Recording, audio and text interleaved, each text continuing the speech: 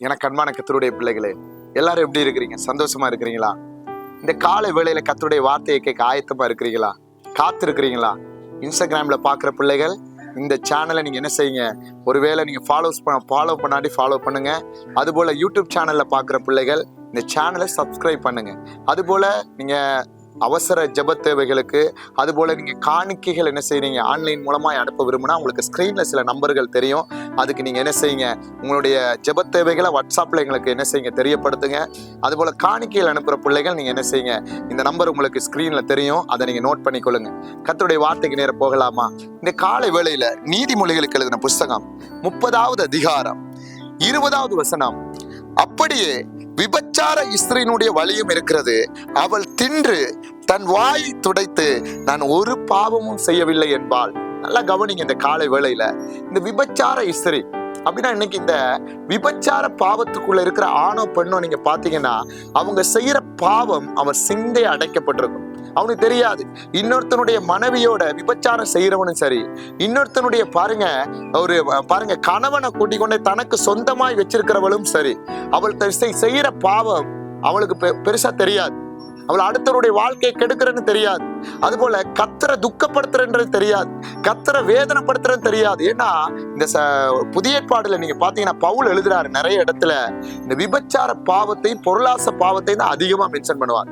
ஏன்னா மற்ற பாவம் எல்லாம் சரீரத்துக்கு புறம்பா இருக்கு, ஆனா விபச்சார பாவம் சரீரத்திலேயே பாவம் செய்யறதால அவன் ஆக்கினைக்கு தப்பான கர்த்தருடைய வசனம் சொல்லுது. அதே போலதான் நீதிமொழிகள் 6 பின்னாடி படிச்சாலும் உங்களுக்கு அங்க என்ன செய்யறாரு, சாலமோன் எழுதுறாரு.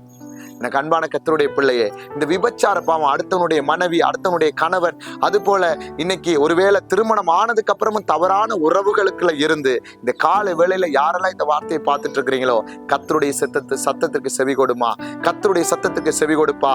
ஏன்னா நீதிமொழிகள் 30:20 சொல்லுது, அவள் என்ன செய்யறாளா, அவள் தின்று அப்படின்னா என்ன, இன்னொருத்தனுடைய சரீரத்தை வேட்டையாடி நான் ஒரு பாவமே செய்யல அப்படின்னுவாள். அப்ப அது எவ்வளவு பெரிய துக்கமா இருக்கு. அதாலதான் நம்ம என்ன செய்ய முடியல, ஜெபிக்க முடியல, ஆண்டவருடைய சமூகத்துக்கு போக முடியல, கர்த்தருடைய பாதத்துல அமர முடியல. நீ வேற எந்த பாவம் செஞ்சாலும் கர்த்தர் மன்னிச்சிருவாரு.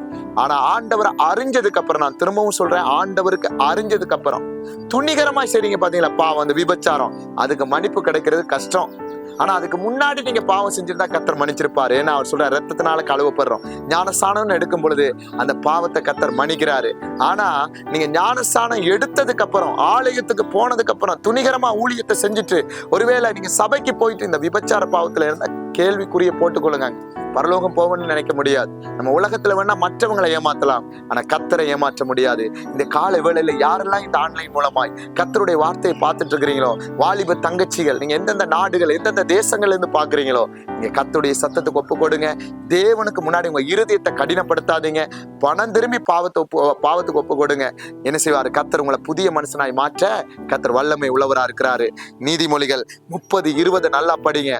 யாரெல்லாம் இந்த மெசேஜினுடைய சத்தம் கேட்கிறீங்களோ, அது இன்ஸ்டாகிராம்லயா இருக்கட்டும், சமூக வலைத்தளம் எதுலயா இருக்கட்டும், உங்க பாவத்தை ஒப்பு கொடுத்து நீங்க என்ன செய்யுங்க, இருக்கிற அறை வீட்டுக்குள்ள முழங்கால் போட்டு ஜெபம் பண்ணுங்க. கர்த்தர் உங்களை கொண்டு பெரிய காரியத்தை செய்ய கர்த்தர் வல்லமை உள்ளவரா இருக்கிறாரு. God bless you.